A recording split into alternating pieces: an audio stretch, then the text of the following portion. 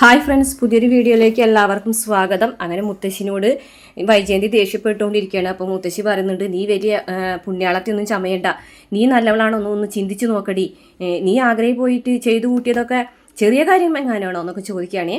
വൈജയന്തിക്ക് ദേഷ്യം വരികയാണ് കേട്ടോ. നീ കാരണം ഞങ്ങൾ എന്തോരം ദുഃഖം അനുഭവിച്ചിട്ടുണ്ടടി, ഞാനും കുഞ്ഞിരാമേട്ടനും രാവുണ്ണിയേട്ടനും ഗംഗാധരനും ഒക്കെ എത്രമാത്രം വിഷമിച്ചിട്ടുണ്ടടി.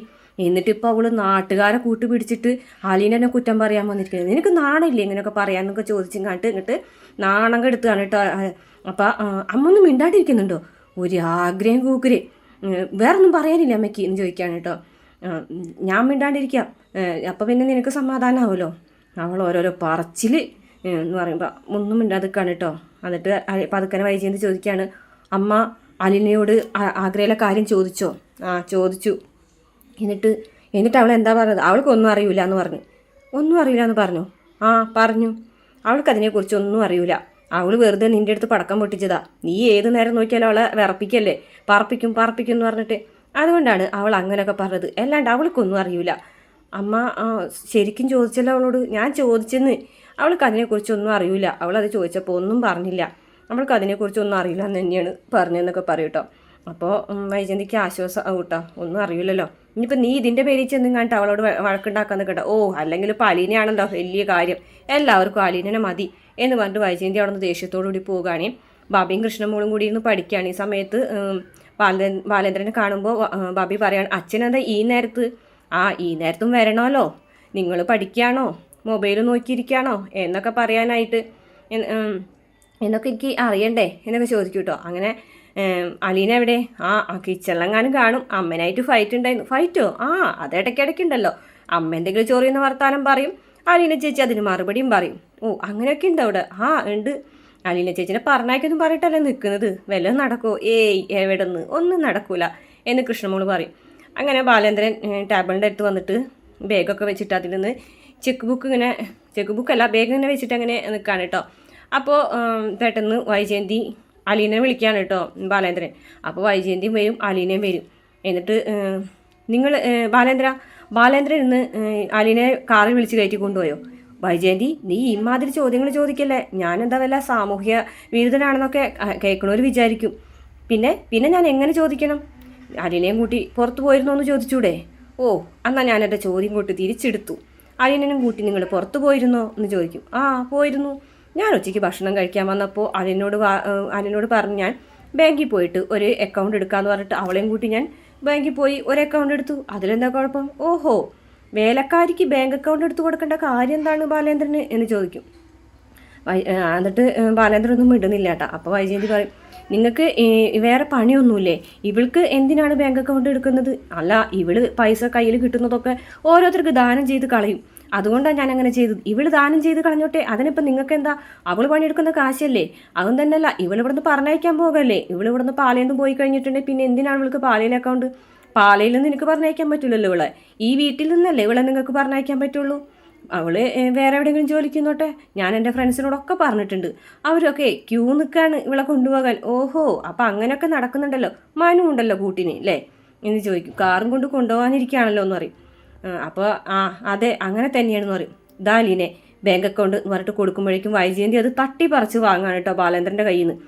അങ്ങനെ അത് തുറന്നു നോക്കുകയാണ്, അതിൽ എത്ര രൂപയുണ്ട് എന്നുള്ള കാര്യമൊക്കെ തുറന്നു നോക്കിയ വഴിക്ക് വൈജയന്തി അങ്ങ് ഞെട്ടിത്തരിക്കുകയാണേ. ബാലേന്ദ്രൻ ദേഷ്യത്തോട് കൂടിയിട്ട് നോക്കുന്നുണ്ട്, പിന്നെ ബാങ്ക് അക്കൗണ്ട് ബുക്കിലേക്ക് നോക്കുന്നുണ്ട്. അലീനയ്ക്കാണെന്നുണ്ടെങ്കിൽ ഒന്നും മനസ്സിലാവുന്നില്ല, ഒന്നും മിണ്ടാതെ ഇതൊക്കെ കേട്ടുകൊണ്ട് അലീന ഇങ്ങനെ നിൽക്കുകയാണ്. ഇതെന്താ ഇത്രയധികം വലിയ തുക? 1,85,000 രൂപയെ എന്ന് ചോദിക്കട്ടു. ഇത് കേൾക്കുമ്പോൾ അലീന ഒന്ന് ഞെട്ടിപ്പോകും. അപ്പോൾ ബാലേന്ദ്രൻ പറയും, അതെ 1,85,000 രൂപ. ഇതെന്താ അത് എന്ന് ചോദിക്കും. അത് 1,55,000 രൂപ ഞാനിട്ടത്, ബാക്കിയുള്ള 30,000 സംതിങ് അവൾ ഇട്ടതാണെന്ന് പറയും. അവൾക്ക് രേവതിക്കുട്ടി നിൽക്കുന്നവിടുത്തെ ഓണേഴ്സ് വന്നല്ലോ, അവർ കൊടുത്തതാണെന്ന് പറയും.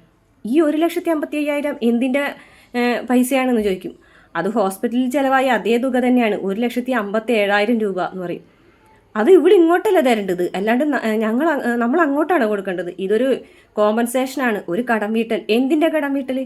അതൊക്കെ ഇപ്പം നിനക്ക് മനസ്സിലാവില്ല, പിന്നെ മനസ്സിലാക്കിക്കോളും എന്ന് പറയട്ടോ. അപ്പോൾ ദേഷ്യത്തോട് കൂടിയിട്ട് വൈജയന്തി ഇങ്ങനെ നിൽക്കാൻ കേട്ടോ. അപ്പോൾ അലീനാണെന്നുണ്ടെങ്കിൽ ഒന്നും മിണ്ടാതെ അകത്തേക്ക് പോകും. അപ്പോൾ ഈ ബുക്ക് കത്തിച്ച് കളയാനാണ് എനിക്ക് തോന്നുന്നത്. കത്തിച്ച് കളഞ്ഞാൽ ആ അക്കൗണ്ടിലെ പൈസ ഒന്നും പോകില്ലല്ലോ എന്ന് പറഞ്ഞിട്ട് ബാലേന്ദ്രൻ അകത്തേക്ക് പോകും കേട്ടോ. വൈജയന്തിക്കാണെങ്കിൽ ദേഷ്യം കൊണ്ട് സഹിക്കാൻ പറ്റാണ്ട് കിച്ചണിലേക്ക് പോകും. അലീനയാണ് കിച്ചണിൽ ചെന്ന് ഇങ്ങനെ ആലോചിച്ച് നിൽക്കുകയാണ്. ഇത്ര വലിയ തുക തൻ്റെ പേരിൽ ഇട്ടല്ലോ എന്നങ്ങനെ ആലോചിച്ച് നിൽക്കുമ്പോഴേക്കും വൈജയന്തി വരികയാണേ. എന്നിട്ട് ആ ബുക്ക് അങ്ങോട്ട് വലിച്ചേറുന്നത് എടുക്കണ്ടി നിൻ്റെ അക്കൗണ്ട് ബുക്ക് എന്ന് പറയും. അപ്പോൾ പൈസ അക്കൗണ്ട് ബുക്ക് അലീന ഇങ്ങനെ എടുക്കുകയാണ് കേട്ടോ. എന്നിട്ട് പറയും, സന്തോഷമായില്ലേ ബാലേന്ദ്രനെ കണ്ണും കൈയും കാണിച്ച് ആവശ്യത കാണിച്ച് ഇത്ര വലിയ തുക നീ തട്ടിയെടുത്തല്ലോടി എന്ന് പറയും. ഈ തുക ഒന്നും ഞാൻ എടുക്കാൻ പോകുന്നില്ല മാഡം, ഇതൊക്കെ ഞാൻ വല്ല പാവങ്ങൾക്ക് ഇല്ലാത്തവർക്ക് കൊടുക്കും. ഓ നീ വലിയ ദാനശീലയാണല്ലോ, നിനക്ക് ഉളുപ്പുണ്ടോടി നിനക്ക് ഇത്രയും വലിയൊരു തുക മുതലാളിനെ കൊണ്ട് എഴുതി മേടിക്കാനായിട്ട് നിനക്ക് നാണല്ലേ എന്നൊക്കെ ചോദിക്കും കേട്ടോ. ഈ തുക ഒന്നും ഇട്ടത് ഞാൻ അറിഞ്ഞിട്ടില്ല, ഇതൊക്കെ നിൻ്റെ മനസ്സിൽ വെച്ചാൽ മതി, ഞാൻ എന്തായാലും നിനക്ക് ഇത് നീ അറിഞ്ഞിട്ടില്ല എന്ന് വിശ്വസിക്കൂല, ഉളുപ്പില്ലാത്തോളെന്ന് പറഞ്ഞിട്ട് പോകും. അപ്പോൾ വൈജയന്തി അങ്ങോട്ട് പോകുമ്പോൾ മേഡം ഒന്ന് നിന്നേ, വൈജയന്തി മേഡം ഒന്ന് നിന്നേന്ന് പറയും. എന്താ ചോദിക്കും. ഉളുപ്പില്ലാത്തതേ എനിക്കല്ല, പിന്നെ ഇതെന്തിനാണ് എൻ്റെ ബാങ്ക് അക്കൗണ്ടിൽ ഇട്ടതെന്ന് മനസ്സിലായില്ലേ? ഇല്ല മനസ്സിലായില്ല എന്ന് പറയും. അതെ ഒരു കടം വീട്ടാനാണെന്ന് പറഞ്ഞില്ലേ, ആ അതെന്തിൻ്റെ കടം? മോനോട് ചോദിച്ചാൽ മതി, മോൻ പറഞ്ഞു തരും എന്ന് പറയും. മോനോ? എന്ത്? ആ മോൻ തന്നെ എന്ന് പറയും. നീ എന്താടി ഒന്ന് തെളിച്ച് പറഞ്ഞിട്ടോ, നീ ഇനി എന്ത് വല്ല കള്ളക്കഥ മേനഞ്ഞ എന്നെ വിശ്വസിപ്പിക്കാന്നാണോ ഞാൻ വിചാരിക്കുന്നത്? ആണോ? എന്നാ വേണ്ട എന്ന് പറഞ്ഞിട്ട് പോകും.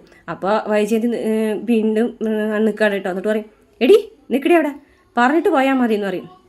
അങ്ങനെ വൈജയന്തിനോട് നടന്ന സംഭവങ്ങളൊക്കെ ഓരോന്നോരോന്നായിട്ട് എണ്ണി പറയാണ് കേട്ടോ.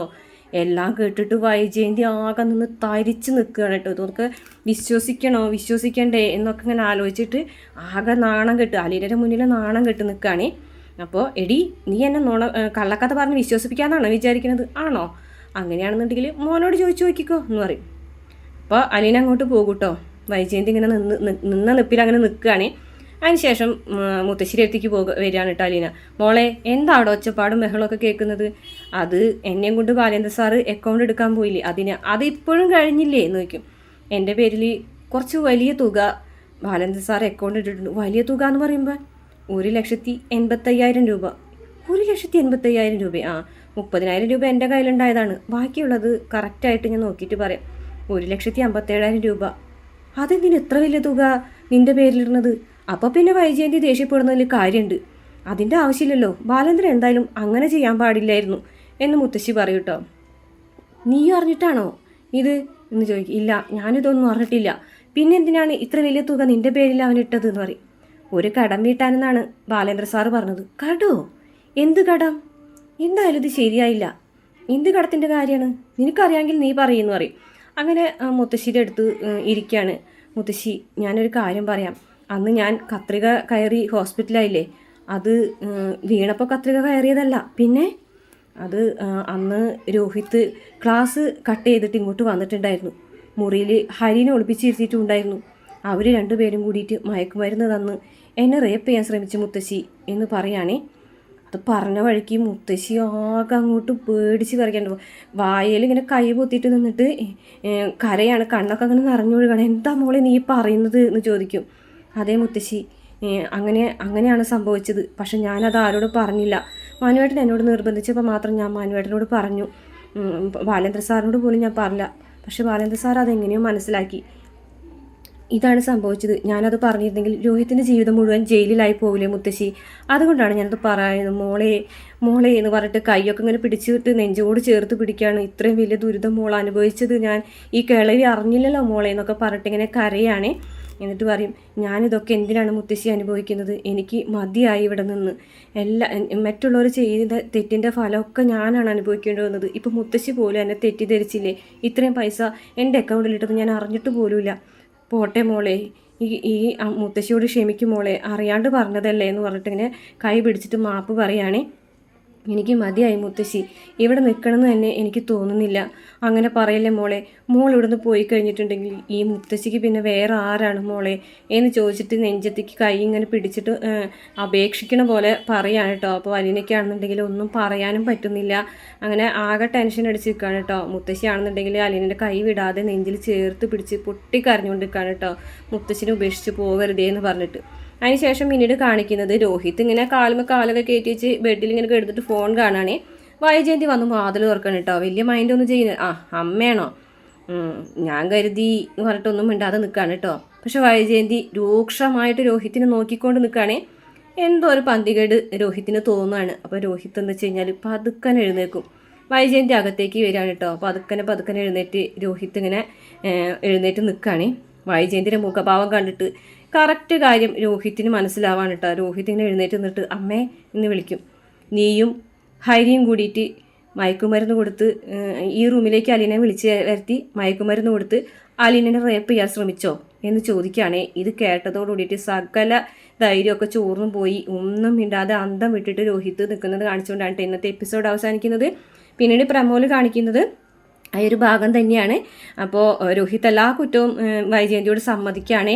അത് കേട്ടതോടുകൂടിയിട്ട് രോഹിത്തിനെ തലങ്ങും വിലങ്ങും അടിക്കുകയാണ് കേട്ടോ. ഹരീനെ എങ്ങനെയാണോ മനു അടിച്ചത് അതിനേക്കാളും കൂടുതലായിട്ട് അടിക്കുകയാണ് കേട്ടോ. അടിച്ചോടെ മുഖമൊക്കെ അടിച്ച് പൊട്ടിക്കുകയാണ്. എന്നിട്ട് പറയുന്നുണ്ട് ഇല്ലയെന്ന് പറയട ഇല്ലയെന്ന്, ഞാനങ്ങനെ ചെയ്തിട്ടില്ല എന്ന് പറയടാ എന്ന് പറയുമ്പോഴും ഒന്നും ഇണ്ടാതെ രോഹിത്ത് അടി മുഴുവൻ കൊള്ളാണ് കേട്ടോ. പൊട്ടിക്കറിയാണ് വൈജയന്തി. അതിനുശേഷം പറയുന്നുണ്ട്, അലീനയുടെ അടുത്ത് വന്ന് പറഞ്ഞാണ് പ്രായമായ ആൺകുട്ടികളുള്ള വീട്ടിൽ നിന്നെപ്പോലെ ഒരുത്തിനെ നിർത്താൻ പറ്റില്ല എന്ന് ഞാൻ അന്നേ പറഞ്ഞതാണ്, എനിക്ക് നിന്നെ ഇഷ്ടമല്ല എന്ന് പറയുമ്പോൾ അലീന പറയുന്നുണ്ട് പെൺകുട്ടികളോട് എങ്ങനെയാണ് പെരുമാറേണ്ടതെന്നുള്ളത് മക്കളെ പറഞ്ഞ് മനസ്സിലാക്കിയിട്ട് പഠിപ്പിക്കണമായിരുന്നു മേഡം എന്ന് പറയുന്നുണ്ട് കേട്ടോ. അത്രയാണ് പ്രമോല് കാണിച്ചിട്ടുള്ളത്. വീഡിയോ ഇഷ്ടപ്പെട്ട മറക്കാതെ നമ്മുടെ ചാനൽ ഒന്ന് സബ്സ്ക്രൈബ് ചെയ്ത് സപ്പോർട്ട് ചെയ്യണം കേട്ടോ.